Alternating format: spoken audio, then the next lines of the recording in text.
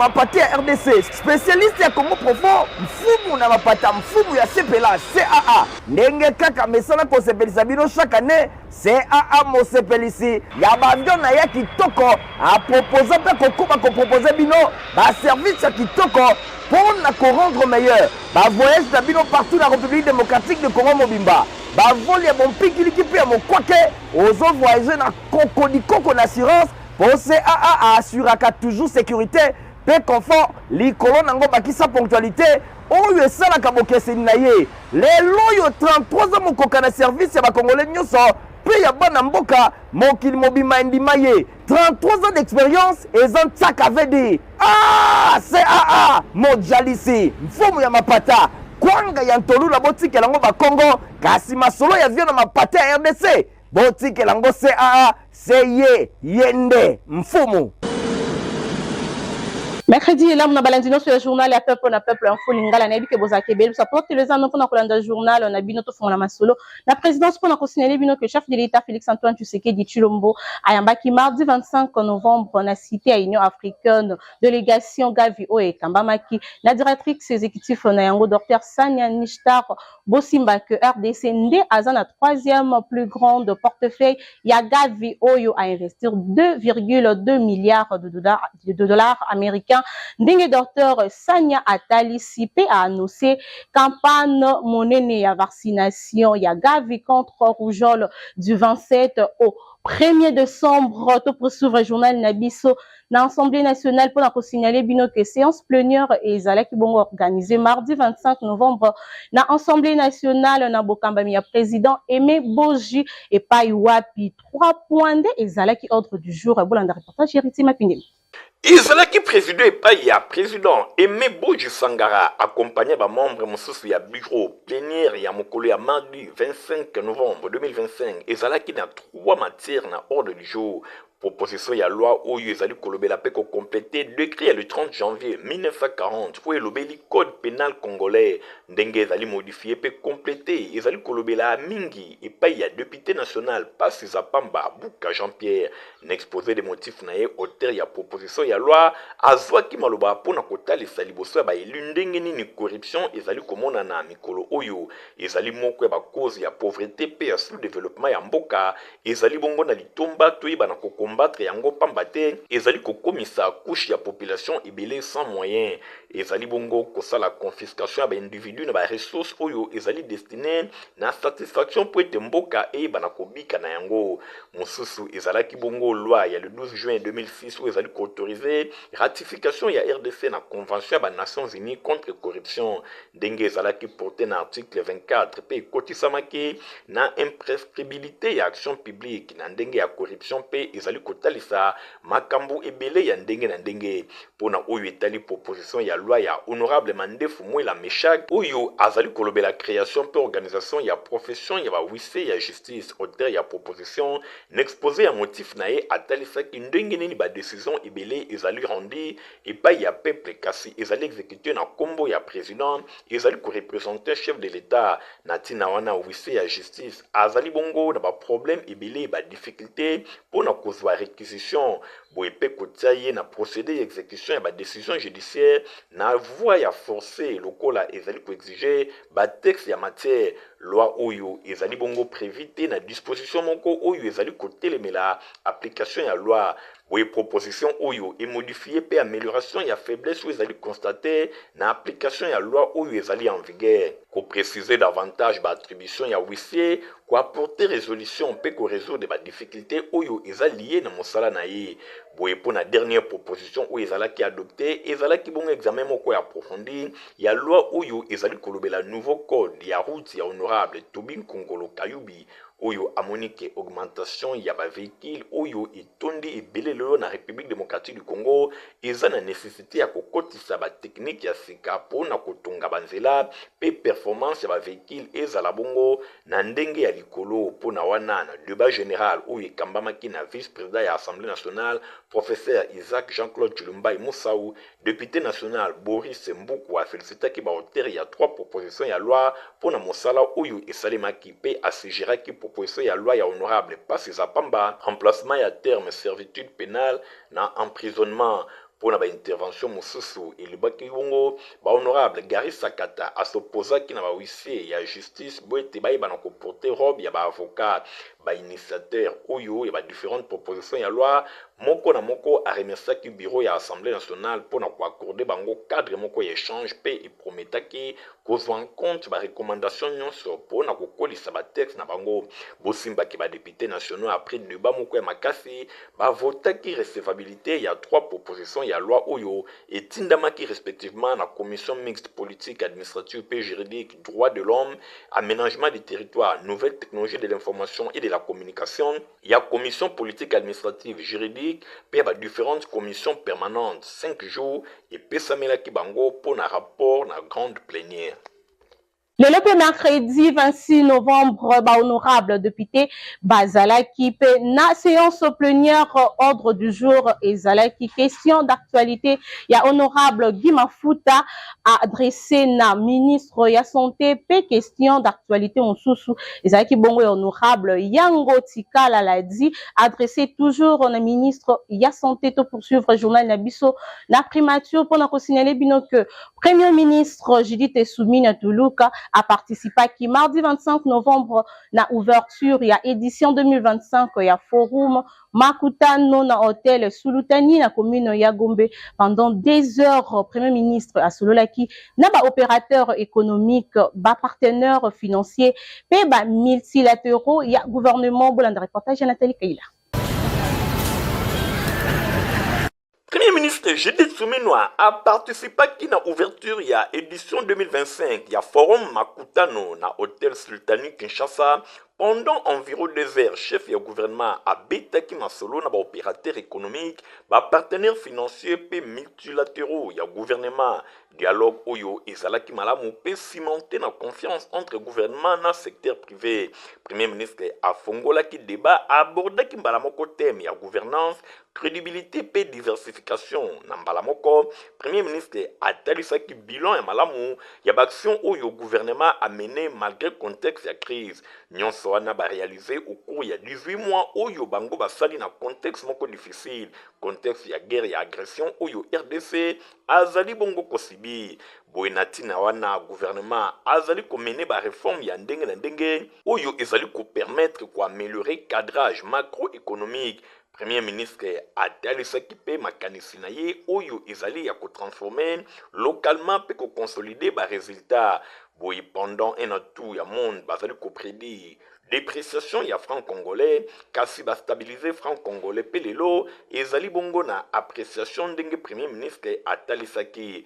na patron ya exécutif central ba minéré ya mboka esengeli e contribuer na diversification ya économie en tant que accélérateur. Boy ezali bongo na litomba komona ndenge nini tozali ko gérer ba ressources oyo ezali kouta na ba minéré pe lisusu ndenge nini tozali ko s'assurer na traçabilité ya chaîne ya approvisionnement ya ba minéré stratégique oyo mboka ezana yango soki gouvernement azali ko envisager ko créer ba emploi ebele.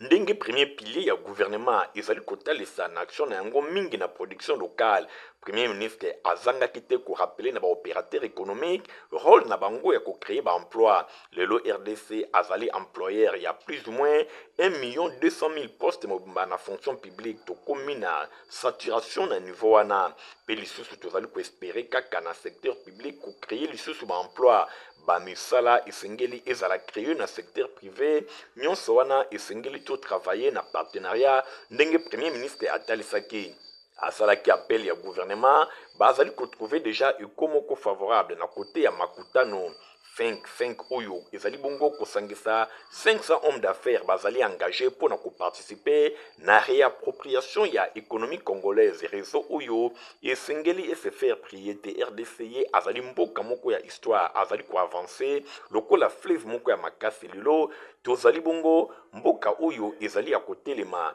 na ngambo mosusu RDC azali mboka ya histoire pe lelo tozali kotala ensemble de direction ya fleuve ndenge ezali bongo kokatisa cap ndenge gouvernement azali souhaité kosala ndenge Serge Massamba a déclaré na kombo ya makutano premier ministre a se livraki na ba question pe ba réponse méthode ya gouvernance vision pe ya doctrine ya transformation ya économie nationale ezali ba sinyo moko ya malonga oyo ezali kotalisa climat ya confiance na secteur privé pona Judith Suminwa na nzela ya genre ya dialogue oyo pe ya transparence ya confiance oyo ezali kopesa na ba parti nyonso mibale chef ya gouvernement asali dialogue oyo principe moko directeur pona programme d'action ya gouvernement pona ko résoudre ba problème oyo ezwami na mboka. Lancement officiel ya projet Léopard Business Village Explocan 2025 et Salimaki. Mokolo ya mardi 25 novembre na Fleuve Congo Hotel na Bokambami. Ya ministre ya tourisme Didier Mazenga Mukanzubo land reportage ya Michael Bristot. Ba invité ya ndenge na ndenge bautaki bipai na bipai ba répondaki présent l'événement oyo et Salimaki sous le patronage ya chef de l'État Félix Antoine Tshisekedi Tshilombo. Na mokambeli ya ministre ya tourisme mwana mboka Didier Mazenga Mukanzu bobenga ye londe kisalo na ntwa na kutuma na nima le ministre le plus révolté ya gouvernement ba personnalité ya ndenge na ndenge baaki ebele lokola représentant ya ministre ya sport ambassadeur ya royaume ya Maroc na République démocratique du Congo pe responsable ya think tank pe ba misusu de cérémonie yango ezalaki mpona kolancer projet ya Léopard Business Village Expo Cannes 2025 en partenariat na think tank République démocratique du Congo stratégie. Projet yango eza mpona kotombola tourisme ya mboka na biso kotalisa na bapaya na occasion rendez-vous monene ya Coupe d'Afrique des Nations que République démocratique du Congo mpe eza na bapotentialité touristique ekuba mpe eza destination touristique ya malonga une façon ya kotombola culture coopération mpe bongo na bongo na boye village économique moko ekozala mise en place na Rabat na mboka ya Maroc pendant période ya Cannes wape pe image ya RDC ekozala bongo mise en avant pour na kotalisa ba potentiel touristique nango Didier Mazenga Mukanzu ministre ya tourisme nde afongolaki discours ya liboso ya milio oyo son programme du gouvernement pour relancer l'image de notre pays. Et parce que l'image qui est connue, c'est l'image de la guerre, c'est l'image de tuerie, l'image de violence, de tout ce qui se passe à l'est de la démocratie. Et cette image-là de la RDC, avec tout ce que nous avions comme potentialité touristique, nous devrions le faire voir et parler nous-mêmes au monde. C'est dans ce cadre que ce projet de la RDC, qui est au cœur de l'Afrique, a été initié par le président de la République. Simanaye, président think tank, alelisaki mpe lokolo. Vous regardez les calendriers, vous avez la majorité des matchs qui vont se jouer à Rabat.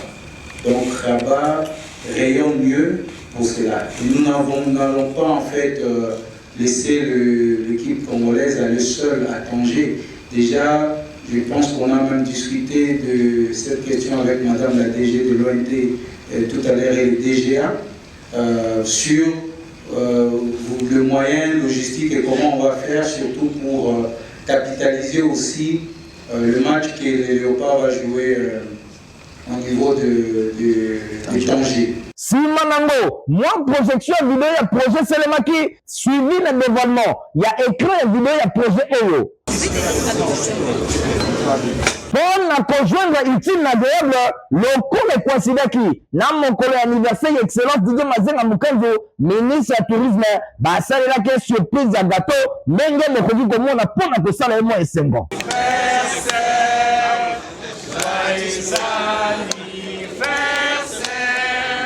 Lancement officiel à travaux anti-érosifs et Salimaki mardi 26 novembre na commune ya Selembao na ba quartier local la Kingupe Matondo et pas ministre ya UTPR John Banza na Lobingo ya honorable Maotweni Bolanda reportage Christian Kitangebi.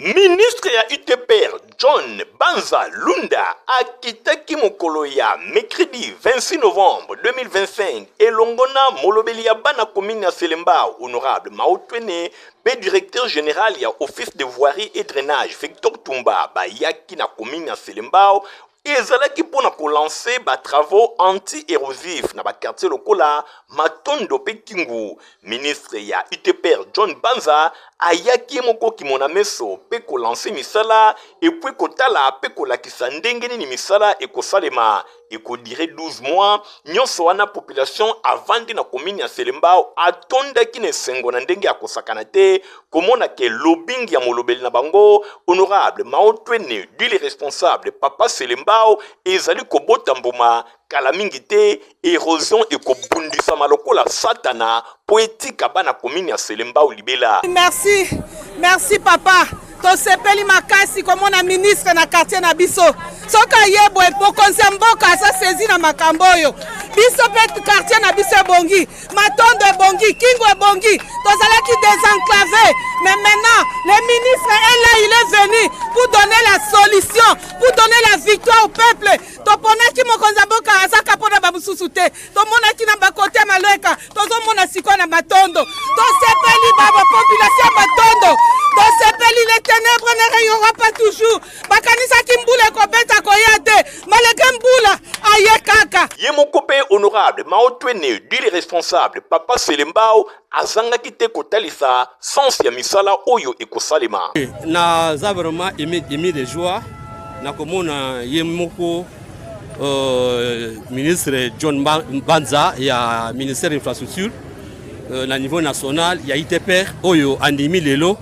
ko palper au doigt réalité ya ba érosion oyo nga na ochila ba makelele na ba radio na ba TV et puis on a monaki plusieurs fois DG à OVD ou à collaborateur nae vraiment na sepeli makasi na descente et ya ko lobaza descente o un simple visite mais ça lancement ya ba travaux o balaka kinga ike sengeli érosion ya Kingu ba action anti-érosif banda et le lozaki lancement ya ba travaux wana et tozo liga ke na 12 mois ba pesi bango érosion ya Kingu et kozala stabiliser et puis na sepeli pourtant na poser problème ya poursuite ya kirage ya Kalamu et sika mai kozala déverser na sepeli la proposition na sali bango ya koluka kusali la biso ba mettre d'amis de berge na monia ACP la bi mais vraiment c'est sali besoin développement ne dans na Paris et dans la bisika mususu ba un modèle type ya quelque part ba memango awa en tout cas bana Selembao bozana sengo pona molobeli ya solo. Nzambe atinanga pamba te bomoni ministre ya ITP niveau national aye po ayoki mbela na ngai et puis andimi kosala ba mille d'auberge na Kalamu oyo kokoma mai ate déverser ate sopana quantité ndenge nini eko malibanda te ba inondation kosala masusuté ezalaka nde boye esika bazangi molobeli bakonyokwama bana commune ya Selembao lokola baponaki honorable Maotwene basalaki choix ya malamu bambuma yango oyo ezali kobotama lobbying ezali kokoba se kokoba bino moko bomoni John Banzalunda ministre ya UTPR elongo na DG ya OVD Victor Tumba bakiti na terrain pona kosilisa érosion kala mingi te na commune ya Selembao.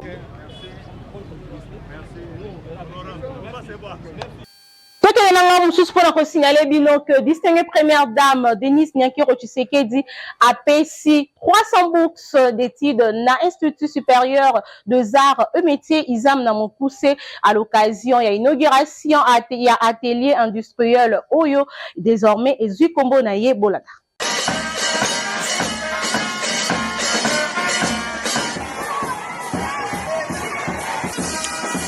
Distinguée première dame Denise Nyakiro Tshisekedi a inauguré jeudi grand atelier à couture industrielle na kati ya Institut supérieur des arts et métiers na coprocédé na coupure ya ribbon symbolique lokola éducation ya jeunes en particulier ya ba jeune fille ezali moko ya ba pilier majeur ya engagement na ye occasion oyo a profiter ki on a quoi annoncer octroi il y a 300 bourses d'études na ba futurs étudiants il y a première année il y a institut Oyo sélection ya bénéficiaires et kozala bongo assuré na fondation Lona via test Oyo bakosala ba conditions indispensables et kozala wana pour l'obtention ya bourse oyo. Directeur général ya Izam, révérende sœur Florence Mbia Mwabi, ye a salué qui geste kitoko oyo, ya grande générosité oyo envers jeunesse a lobela kilisusu décision oyo ya kopesa salle à atelier oyo kombo mongo ya distinguée première dame Denise Nyakiro Tshisekedi. Nous avons voulu symboliser son nom, son existence ici à l'ISAM à cause de tout ce qu'elle fait. Cette personnalité de notre pays, tout le monde a vu combien elle est soucieuse de l'éducation et de l'avenir de la jeunesse congolaise. Atelier oyo ezali ko viser ya ko honorer engagement constant pour la éducation pe avenir ya jeunesse congolaise. Bosimbake nouvel atelier oyo ezali bongo équipé na ba machine ebele ya couture industrielle ultra moderne et assisté na ba ordinateur oyo ezali ko offrir na ba étudiant environnement moko ya apprentissage ya kitoko. Que secrétaire exécutif provincial ya Iko Kinshasa, Brège Ngali à Salaki mardi malongi na commune ya Maluku Bolanda.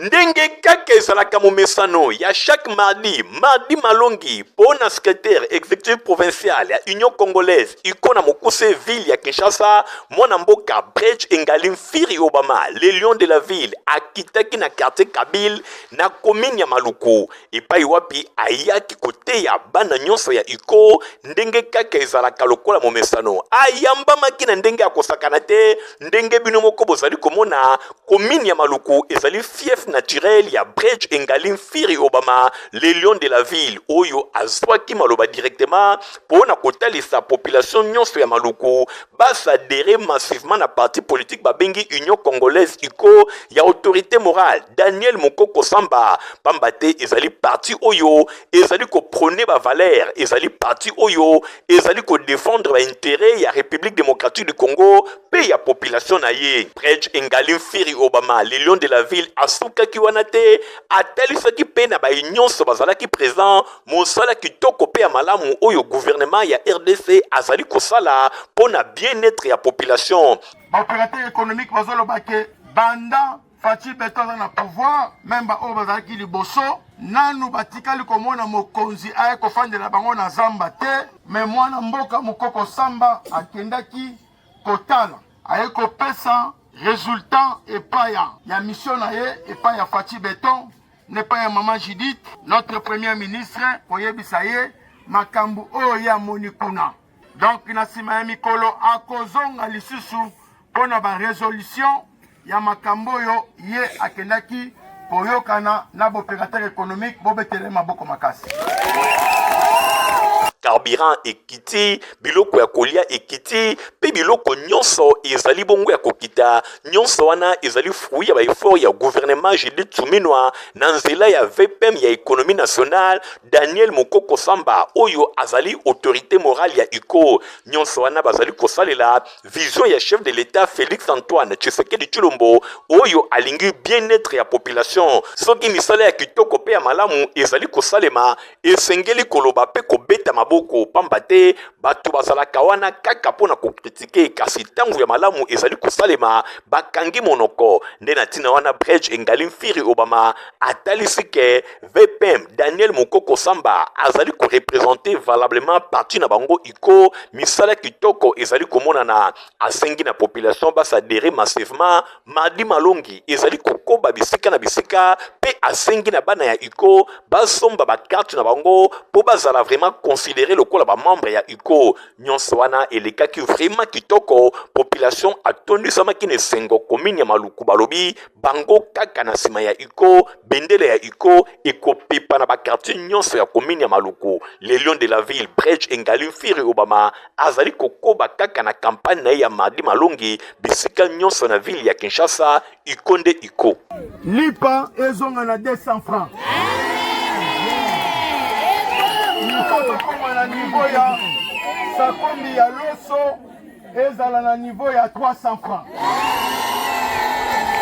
Compagnie africaine d'aviation CA na mukuse akokisi bongo 33 ans pe azali toujours pour sa population. Leader na mapati ya RDC, spécialiste ya Congo profond, mfumu na mapata mfumu ya CPLA, CAA. Ndenge kaka mesana kosepelisa bino chaque année, CAA mosepelisi ya bavion na ya kitoko a proposer pe kokoma ko proposer bino ba service ya kitoko pour na ko rendre meilleur. Ba voyage na bino partout na République démocratique de Congo mobimba. Ba vol ya bon pikiliki pe mo kwake, ozo voyager na Koko d'assurance. Pour CAA assuraka toujours sécurité, pe confort, li kolon nango bakisa ponctualité, oyo esalaka bokeseni na ye. Lelo yo 33 ans mokoka na service ya bakongolais nyonso, pe ya bana mboka mokili mobima endima ye. 33 ans d'expérience ezan tsaka VD. Ah, CAA mojalisi, mfumu ya mapata, kwanga ya ntolu la botikela ngo bakongo, kasi masolo ya vio na mapata ya RDC. Botike lango CAA, seye, yende, mfumu. Honorable Nerombungu Azalaki, valablement représenté Naba Obsèque, il y a Patrias Georges Kombo, Oyo Akundamaki, Weekend et l'équipe Nécropole entre ciel et terre. Nasima Kouta Morgue, Nsoto ya papa Georges Kombo Ntonga Boke, frère, ya papa Léon Ngulu Bangampungu, mentor ya son excellence honorable Nerombungu, ezalaki exposé na résidence ya Mouei epai wapi ba autorité ya ndenge na ndenge ba membre ya famille ba ami pe ba connaissance ba mi pesaki rendez-vous pour na ko rendre ba hommage d'une pe mérité epai ya papa Georges akufaki le 3 novembre et uti koleka na ville ya Kinshasa mingi penza na SMK epai wapi azalaki interné pour na ba soins médicaux na déplacement na étranger fumabanga moyo assistaki na obsèque oyo te ya oyo azalaki considéré lokola papa père na ye pe modèle susu malgré absence na ye na ville ya Kinshasa a dépêchaki assistant na ye pour na ko représenter na cérémonie oyo ezalaki organisée na hommage ya papa Georges. Emmanuel Makefe azalaki accompagné na évêque Daninzita Victorine Makaya bango mibale ba membre ya bureau ya ancien vice-gouverneur ya ville ya Kinshasa son excellence Nerombungu. Boye équipe ya presse na EP bazalaki wana po na ko couvrir événement oyo ya pasi. Sur place assistant Emmanuel Makese na kombo ya mfumabanga moyo akushaki quelques phrases ya compassion pe apozaki signature na ye na livre ya condoléances. Délégation ya son excellence Nerombungu bayaki ko se recueillir liboso ya cercueil oyo ezalaki na nzoto ya papa Georges. Chef ya délégation ya mfumabanga moyo alobaki boye na micro ya Infolinga. Eko kabola mawana famille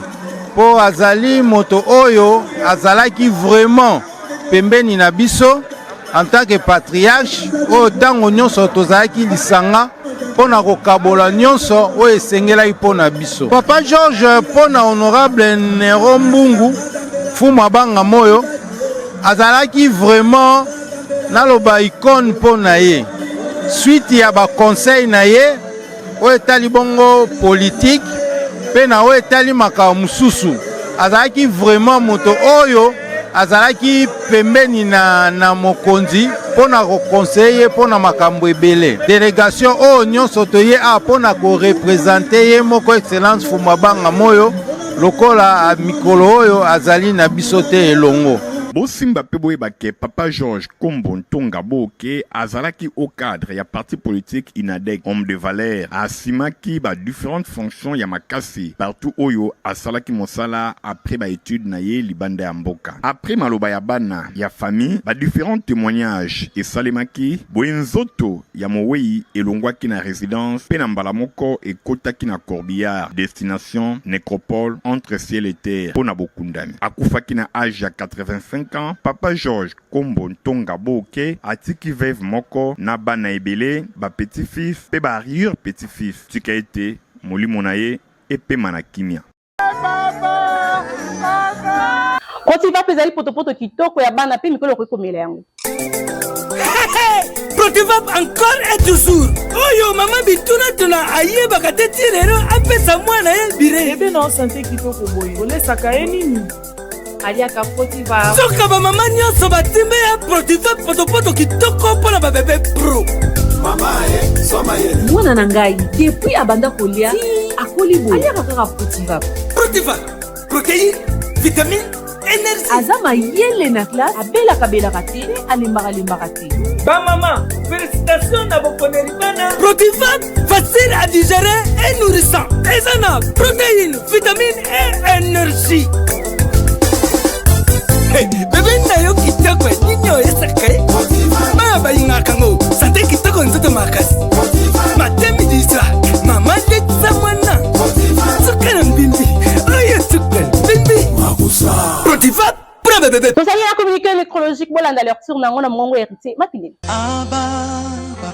Famille Mouala, Nadine Asona, secrétaire ya rédaction ya Info Lingala, baza na mawa, ya koyebisa, na baninga, bandeko, pe baye bani, liwa ya papa na bango, Philippe Mouala, oyo akufaki mokolo ya mardi 18 novembre 2025, na bokono ya tango mukuse, nzoto ya mouei, ezwami na morgue hôpital Bobila Dawa, na commune Yangaba. En attendant, programme ya Bobsek et Salima Matanga et Zali organisé na avenue na Wazayadio numéro 3 na Binza en zone à Resoukamir na commune Yangalema. Info Lingala Mobimba et Kabuli Mawa na Libota ya journaliste naye Nadine Asona.